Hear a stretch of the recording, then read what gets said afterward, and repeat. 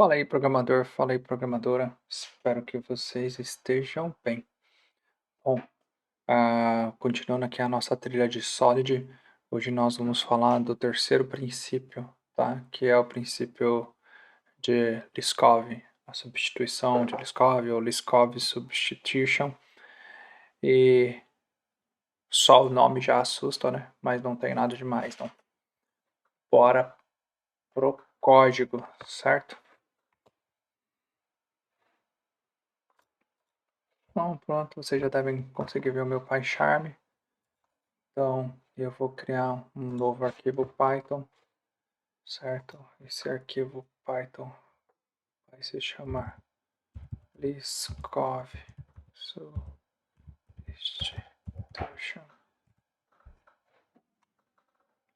Acho que está certo.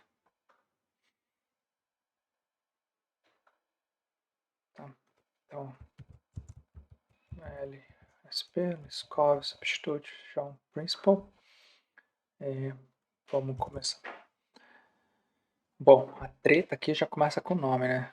Que nome estranho é esse, né? Mas enfim, não vamos ligar pro nome aí não. Vamos ligar para o que realmente importa, tá bem? Então, basicamente o que esse princípio diz é o seguinte: se S é um tipo de T, certo? É um subtipo de T, então os objetos do tipo T em um programa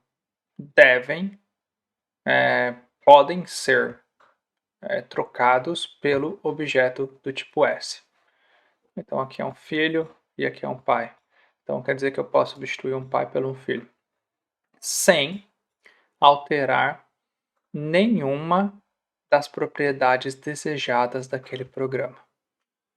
Basicamente, o que esse princípio diz é o seguinte: se eu tiver uma classe que estende o comportamento da minha classe pai, teoricamente eu poderia utilizar ela ao invés de utilizar a minha classe pai, certo? Então vamos lá. Esse aqui é o robô, certo? Que ele é o Sam e ele faz cafés. Esse aqui é o Eden, o filho de Sam. Então, toda vez que nós pedimos para o Sam fazer um café, ele sabe como fazer café. E agora o filho de Eden, se eu pedir para o Eden, falar assim, Eden, o Sam não está aqui agora, você pode me fazer um café? Ele fala, não, não posso fazer um café, mas tome água. Pô, mas não é água que eu quero um café. Se você não me dá café, eu vou começar a gritar. Eu quero café! É brincadeira, viu, gente? Então, o ideal aqui seria que o Eden, certo? O filho de Sam, fosse capaz de fazer café ou até algo melhor que um café. Beleza? Por quê? Quando uma classe filha não pode fazer as mesmas ações que a classe pai, isso pode causar bugs, né? Bora. Depois, se vocês quiserem ler esse texto aqui, ele é um pouquinho maior, mas nós vamos direto para o código aqui, tá bem? Então, vamos voltar lá para o nosso exemplo de calcula desconto. Então, eu vou ter uma classe que chama calcula desconto. Essa classe aqui, nós temos um método init, tá bem? Que não é nada mais que o construtor da minha classe, tá?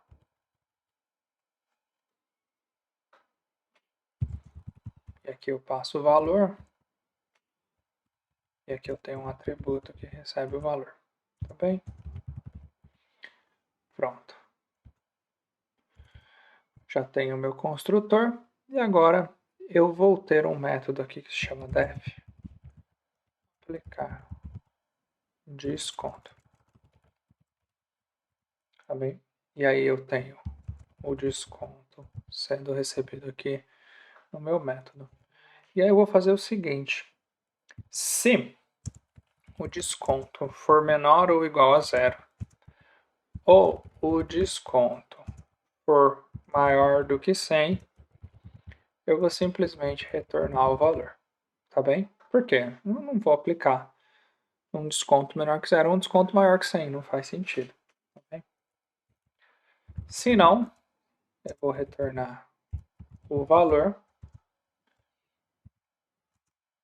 vezes 100 menos o desconto dividido por 100. Tá bom? Isso aqui é basicamente a regrinha de 3 aí, tá? Para nós fazermos o cálculo do desconto. E vamos ver se essa nossa classe aqui funciona, né? Então,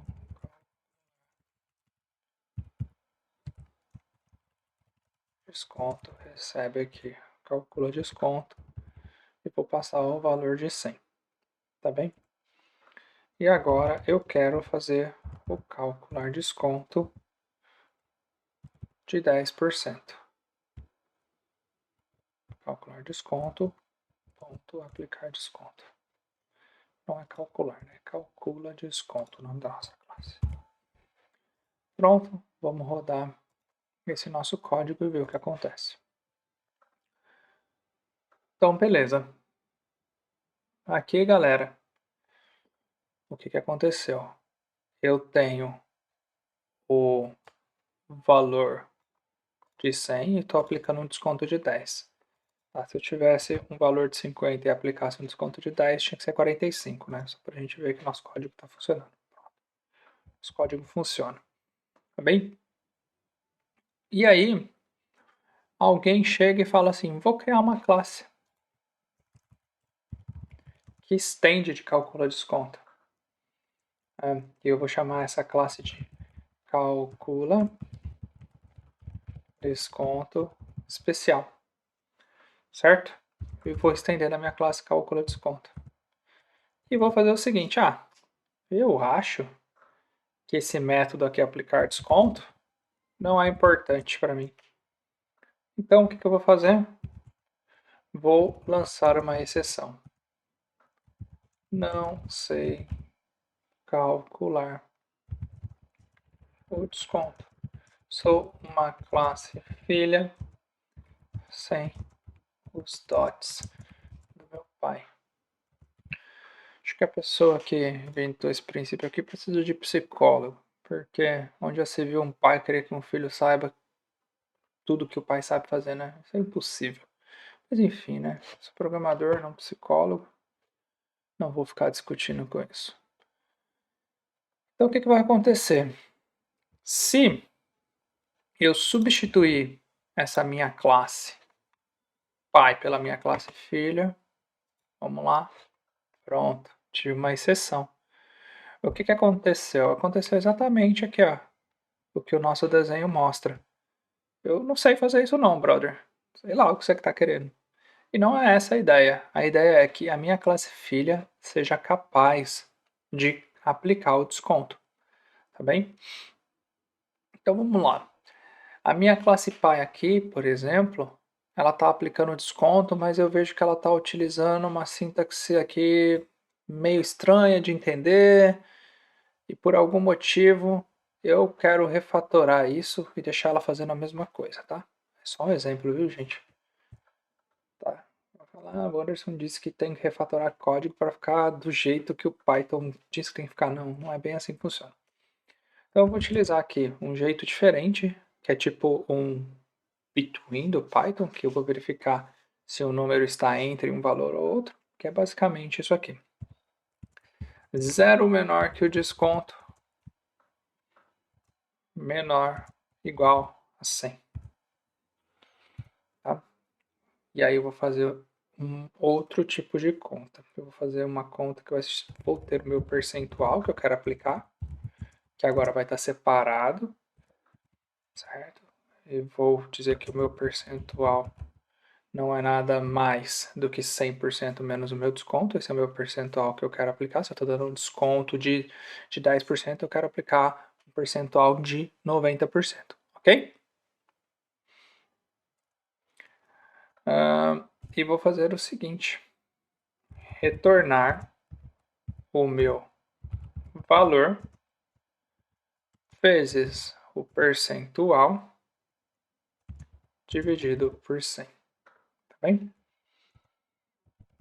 E se não estiver dentro daquele intervalo, eu retorno o próprio valor.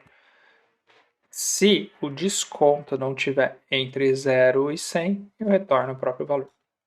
Vamos olhar isso aqui. Então, se o desconto, né? E agora eu tenho esse símbolo aqui, ó, vamos olhar do desconto para a esquerda. Então, se o desconto for maior do que zero, porque quando eu estou olhando para a esquerda, eu estou vendo o maior. Se o desconto for maior do que zero, agora olhando para a direita, ou o desconto for menor ou igual a 100, quer dizer que eu aplico essa regra. Se não, eu retorno o próprio valor. Feito isso, nós já conseguimos olhar. Retornar 90, se aqui eu colocar 50, tem que retornar 45. Tá bem? Então a nossa classe filha aí continua com o mesmo comportamento da classe pai, com uma implementação diferente. Tá? E aqui nós podíamos falar de N implementações diferentes. Imagina que você descobre uma maneira melhor de lidar com desempenho de memória e você estende uma classe e faz com que a sua classe filha faça o mesmo trabalho utilizando menos memória. Tá? Esse exemplo é um exemplo bem didático, então aqui nós não temos grandes ganhos em fazer isso. Tá bem? Perceba que uma responsabilidade vai complementando a outra, certo? Por que que eu digo isso? Porque se uma classe filha ela tem que garantir o comportamento de uma classe pai, quer dizer que quando eu uso o open closed, que foi o que nós vimos no outro vídeo, certo? Que eu estou usando o open closed, eu garanto que essa minha classe filha no método calcular tem o mesmo comportamento que o pai em pelo menos determinado momento, certo? Ela sabe fazer o que o pai sabe fazer e aqui, nesse caso, até melhor, ela sabe que tem uma regra a mais que o pai não sabe fazer. Então ela é melhor que o pai, beleza? Melhor que a classe pai, melhor que a classe mãe, tanto faz. Então, meio que um princípio complementa o outro, também. Anderson, então você está falando aí que toda vez que eu tiver um código feio, eu posso escrever uma classe que estende a minha classe pai e escrever um código bonito dentro dela. Não, não estou falando isso não. Não é isso que eu estou falando, tá? Não entendam isso. Eu estou falando que você precisa manter o mesmo comportamento na classe filha, o mesmo comportamento ou os mesmos comportamentos já existentes na classe pai, tá bom? É sobre isso que esse princípio aqui fala. Vamos lá, agora vamos dar uma viajada aqui. Vou até voltar para a câmera para falar com vocês. Vamos dar uma viajada e pensar na seguinte situação. Eu tenho uma API e essa API tem alguns endpoints, né? Eu tenho uma API REST, por exemplo, e essa API REST tem alguns endereços que alguém está utilizando. Se eu, certo, quero melhorar a versão da minha API, o que eu vou fazer? Muitas vezes eu vou manter o mesmo comportamento com melhorias. Então eu vou ter uma V2 que faz praticamente a mesma coisa com melhorias, certo? É uma possibilidade. Isso também vai lá no Open Closed, porque quando eu tenho uma API, eu não posso simplesmente modificar uma API já existente, falando, a partir de agora você tem que me mandar esse campo, senão eu quebro. Não, eu tenho que criar uma nova versão. Então, esses princípios, eles também não servem só para orientação em objetos em si. Eles servem para como nós pensamos em fazer os sistemas. Se eu uso, por exemplo, Open Closed na construção de APIs, eu nunca vou quebrar uma API. Imagina se o Netflix hoje falar, eu vou tirar do ar uma API X. Ele não pode, porque às vezes aquela API está sendo utilizada por uma TV que tem 10 anos. Acho que eu já até falei isso em algum outro vídeo, mas meu pai, por exemplo, tinha uma sempre Toshiba lá, não sei nem se tem ainda, de 10 anos que tem um Netflix. É um Netflix todo feio, assim, quadrado e funciona. Porque eles mantiveram aquela API funcionando, certo? Mantiveram os princípios para que aquilo funcionasse a longo prazo, beleza? Então, eu acho que o Solid aí, né, o pessoal sempre vê ele para orientação a objeto e tudo mais, só que você consegue pegar e fazer uns paralelos ali para tudo, para as APIs, para microserviços, para muitas coisas, tá bem?